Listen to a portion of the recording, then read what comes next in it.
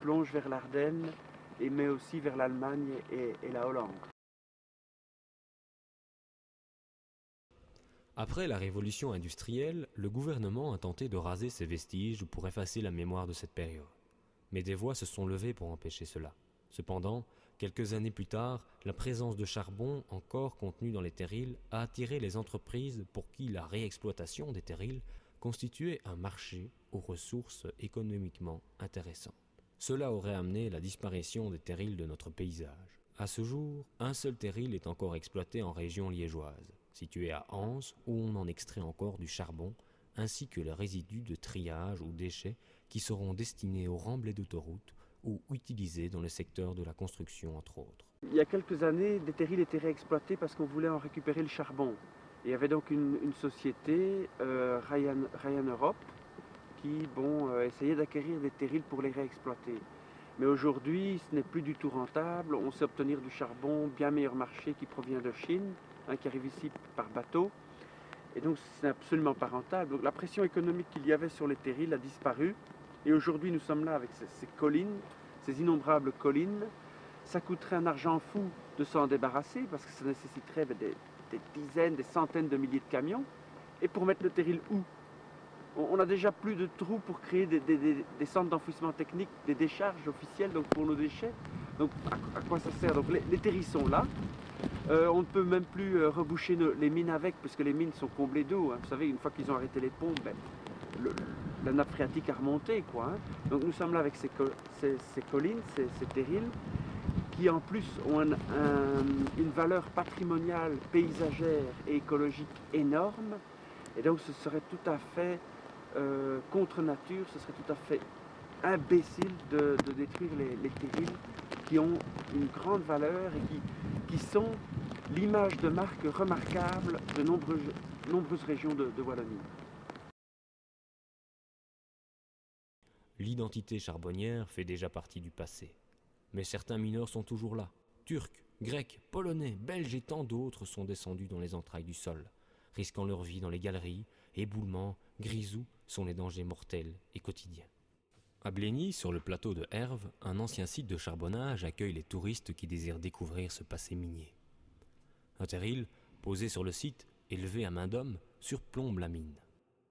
L'industrie charbonnière est une industrie qui est grosse mangeuse d'hommes et de main-d'œuvre, et donc dès le départ va faire venir pour travailler dans les charbonnages les paysans des alentours, d'abord wallons, mais aussi flamands, et la première immigration que la Wallonie va connaître est l'immigration des paysans flamands qui quittent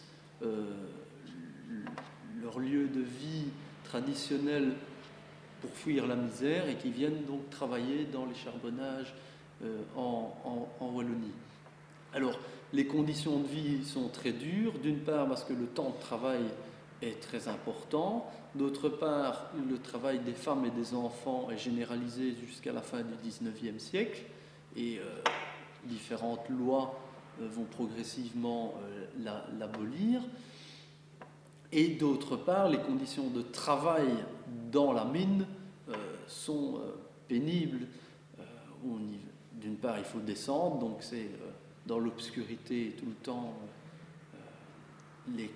Les positions de travail sont difficiles, les accidents sont quand même courants, le plus connu et le plus gros problème étant le grisou. Et ce qui est très connu et qui a été un combat des immigrés italiens, qui a été mené notamment par les immigrés italiens, c'est tout le problème de la silicose, et donc la maladie des mineurs qui attaquait les poumons et qui faisait que l'espérance de vie d'un mineur ne pouvait pas être longue, puisque s'il échappait à tous les accidents de travail, il mourrait de toute façon à un moment donné ou à un autre de la silicose. Les gens, ça fait un peu mal, c'est-à-dire que chez nous, c'est venir de travail. Une fois que le terril part, il n'y a plus de charbonnage. Nous avons encore un terril, il y en avait 3 terrils, 2 sont partis pour les autoroutes. Nous avons encore celle-là pour les garder tous les jours. Quand nous se levons au matin, nous gardons à l'air, voilà notre terril. Il ne faut pas toucher à notre terril. Voilà, c'est ça que ça fait. Un écosystème riche, un panorama fantastique, un témoin du passé, le terril est tout ça. Mais pas seulement, car les défenseurs des terrils tentent de leur rendre une seconde vie en les aménageant de diverses manières, comme pour faire changer notre regard sur cette sensation négative que les terrils ont laissée dans nos mémoires. Les terrils sont des endroits idéaux pour la découverte de la nature, de la géographie, de l'histoire d'une région, mais aussi ce sont des endroits qui se prêtent bien pour la création d'événements. Les Français sont très forts là-dessus, ils ont commencé il y a 15 ans à valoriser leurs terrils. Et bon, ils organisent des festivals de cerfs-volants, qu'ils appellent le festival.